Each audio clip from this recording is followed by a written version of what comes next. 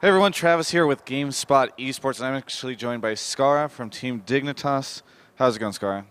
It's going pretty good. I actually got a good night's sleep today, so I'm happy, but I'm not happy that we're out. So Well, I will say that I think that you guys did better than some might have predicted, given, you guys have seemed to struggle recently. Do you think that you maybe did better than you had previously, or what do you think of your current state?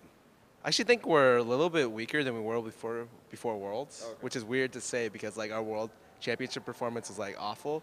Like coming to this event, our scrims didn't necessarily go very well because we had 2.5 weeks after Worlds to prepare for this event, and during those 2.5 weeks, we had more technical troubles than we had in the last year with the whole team. We had two people have their computers break.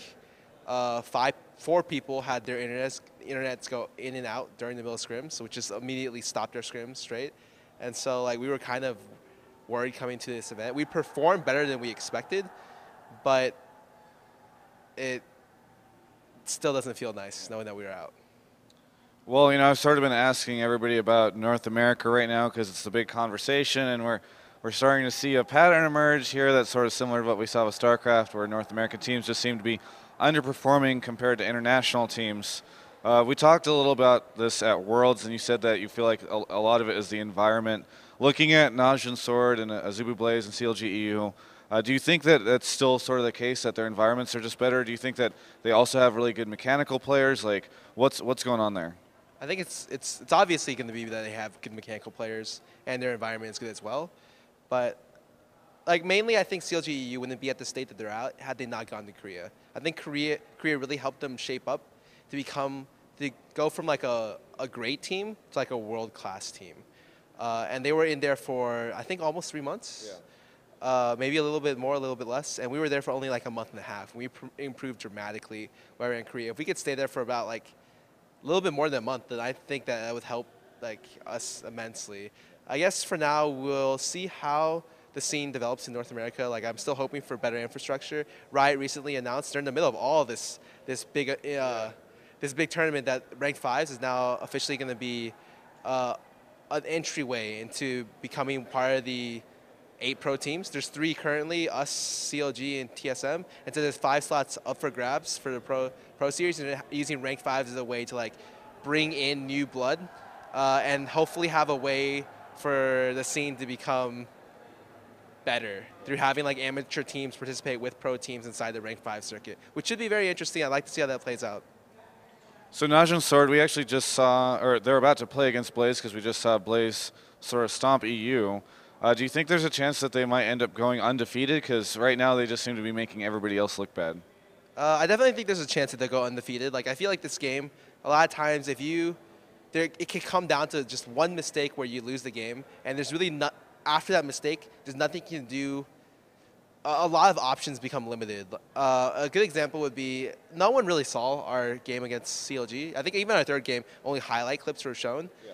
But the reason why we lost the third game against CLGU is because when you give up Shen, you lose a lot of options right there. If you can't set Shen behind, he makes it so you can't make plays around the map. Like most of the plays have to be with an overwhelming numbers advantage, which Shen like kind of helps like to the point where like he negates number advantages, and so a lot of times that means you have to pressure the Shen lane. We picked a pick to shut down the Shen lane, and Hotshot lived in one fight with 10 health, and that was that plus Chaucer getting 1.5 waves of extra XP in early oracles caused the game to lose, like just off that one decision. And so the thing about Sword is that they force decisions like that really, really early. If you're not used to making a decision where it's like you have to go all in, then you quickly fall behind, and your options become very limited. And they do this to all the teams they play against, and it looks very, very embarrassing if they get behind. A lot of times because of how strong players like Macnoon are, the option like that lane becomes camped, and Macnoon and the jungler in the top play like a 2v2 up there, and almost always like Sword comes out on top, and they just snowball the game off that. They're really, really good at pushing advantages. So I still feel like Blaze has a good chance, though. They're looking really, really strong today. I will say, though, it will come down to, I think, maybe just one play at the very start of the game. It'll be like, okay, one team makes a mistake, one team forces something that causes the other team to get behind. And as soon as you make like a mistake in the top lane, I think it's going to be a play in the top lane, you really can't come back from it. We'll see if my words speak the truth, though. All right, well, we've seen Froggen pull out the Lee Sin. As a mid player, any chance that you're going to try Lee Sin in the future? Or what do you think of that? Is it viable? I mean, I guess he's winning with it, so maybe it is. Oh, yeah, it's definitely viable. It's just like another bruiser middle. But you have to be careful when picking it because it's really not that effective unless you can snowball yourself early. So against TSM, he was able to, he picked it against something which had no mobility. And if the minute you got on Reggie as Karthus, you can snowball the lane in your favor because you can kill him anywhere on the map. In between turrets, in between their turrets, in between their jungle, because you're so mobile and he's not, you're able to get these kills which you wouldn't with a lot of other characters. It's just a snowball champion. We played against CLGU and they chose Lee Sin as well, and we knew that we would lose mid lane. He counterpicked Eve with it. I was down 100 CS, I think, that lane, and I was just like, whatever. We'll win this game if we don't even deal with Froggen. So Froggen started that game 260 CS and 4-0, and we just camped the side lanes and won the game because Lee Sin's impact into the late game isn't that great unless you get objectives plus a lot of snowball with your pressure, and we just didn't let that happen. So it's a champion that's very, very good if you can get him snowballed, but if you're not building a team comp to where you can work with that, I feel like it's just another pick that it almost feels like an assassin pick middle, which is great and all, but when team fights happen, he's not necessarily the best champion in the game. All right, so the final question, really hard hitting. I know that you guys have had the Dignitas hoodies for a while. Now you guys apparently have Dignitas shoes, which are, I guess your manager mentioned them to me. Can you give me the story behind these? Well, I think our manager bought some Nikes and just put because they're the same color as the Dignitas colors, and put some of our names behind them, stitched them in, and they're pretty cool. I really like them.